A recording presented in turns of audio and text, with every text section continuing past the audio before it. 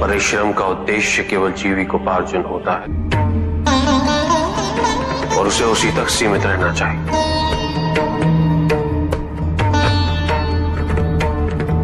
परिश्रम से हमें भोजन प्राप्त होता है और उससे हमारी क्षुधा मिटती है।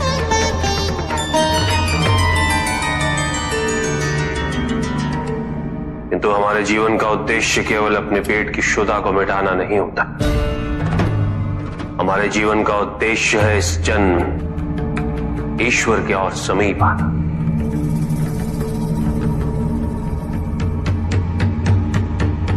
और ये केवल आत्मा के विकास से ही संभव है।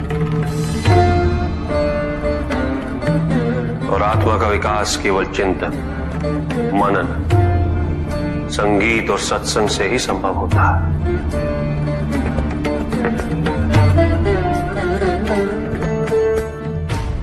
आत्मा का यही विकास मनुष्य को उसकी मनुष्यता से उबार कर ईश्वरत्व की ओर ले जाता है। इसलिए केवल ये सोचना कि जो परिश्रम नहीं कर रहे वो आलसी, ये उचित नहीं।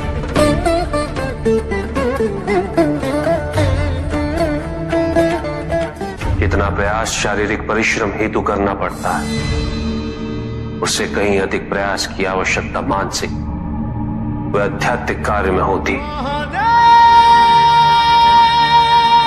अपने स्वार्थ से ऊपर उठना पड़ता है।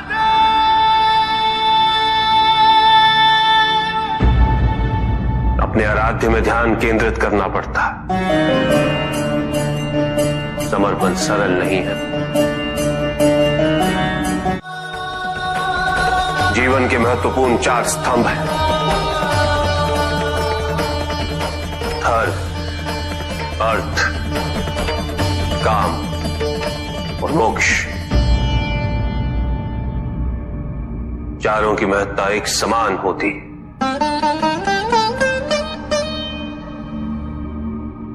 केवल धर्म के लिए शेष तीनों उद्देश्यों से विमुख हो जाना ये उचित नहीं और ये ईश्वर को भी स्वीकार्य नहीं।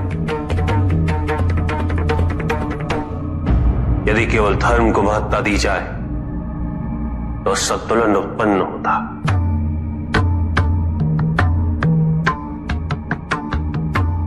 परिणाम स्वरूप जीवन में जब भी इस प्रकार का कोई संकट उत्पन्न होता है तो मनुष्य संपूर्ण रूप से स्वयं को ईश्वर के प्रति आश्रित कर देता है।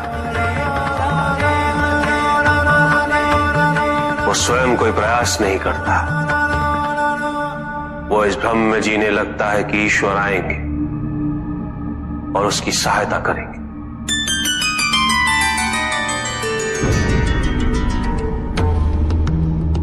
किंतु ईश्वर केवल उसी की सहायता करते हैं तो स्वयं अपनी सहायता करने का साहस करे, जो अपनी परिस्थिति को परिवर्तित करने का प्रयास करे।